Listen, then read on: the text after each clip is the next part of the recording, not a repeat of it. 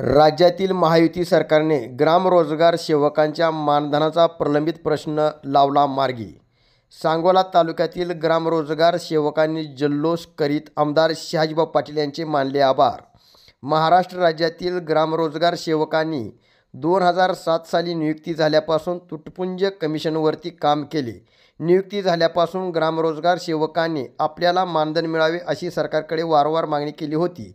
शेकडा 75 पैसे, 2 रुपये 25 पैसे अशा अल्प कमिशनवर काम केले. त्यानंतर 2014 साली 6%, 4% व 2.25% कमिशन देण्यात येत होते.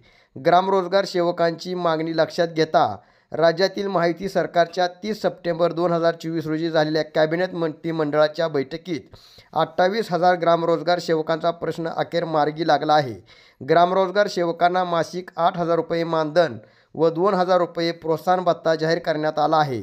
राज्यातील 28,000 ग्रामरोजगार सेवकांनी मुख्यमंत्री एकनाथ शिंदे, उपमुख्यमंत्री देवेंद्र फडणवीस, उपमुख्यमंत्री अजितदादा पवार यांचे आभार मानले. सांगोला तालुक्यातील 76 ग्रामरोजगार सेवकांना या वाढीव मानधनाचा फायदा होणार आहे. सांगोला तालुक्यातील ग्रामरोजगार सेवक संघटनेचे अध्यक्ष तुकाराम मिसाळ, उपाध्यक्ष लक्ष्मण लेंडवे यांनी पंचायत समिती समोर गुलालाची उधळण करीत शासनाच्या या निर्णयाचे स्वागत केले.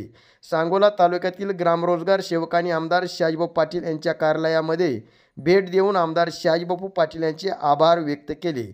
महायुती सरकारने 30 सप्टेंबरच्या मंत्रिमंडळ बैठकीत राज्यातील 28,000 ग्रामरोजगार सेवकांना प्रति महिना 8,000 रुपये मानधन व 2,000 रुपये प्रोत्साहनपर भत्ता मंत्रिमंडळ बैठकीमध्ये जाहीर केला.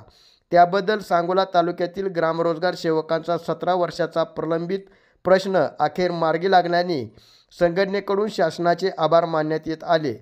शासनाकडून मिळणाऱ्या मानधनामुळे सांगोला तालुक्यातील ग्रामरोजगार सेवक संघटनेकडून आनंदोत्सव साजरा करण्यात आला. आमदार शहाजीभाऊ पाटील यांच्या संपर्क कार्यालयामध्ये ग्रामरोजगार सेवकांनी भेट दिली. यावेळी माजी नगराध्यक्ष रफिक नदाब यांनी ग्रामरोजगार सेवकांना शुभेच्छा दिल्या.